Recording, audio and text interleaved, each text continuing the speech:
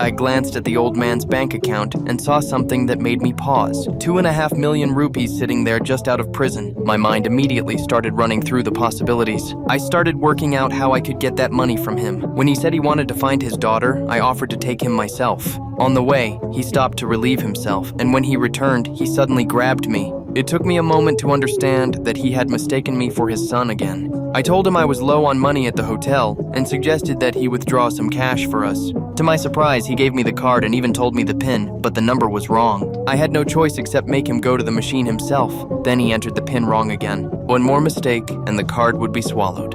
So I dropped the idea for that night. We ended up sleeping on the streets and getting by however we could. The next morning, I took out my notebook and made him write down important details in case his memory failed again. After breakfast, I stepped away to make a call, and by the time I looked back, he was gone.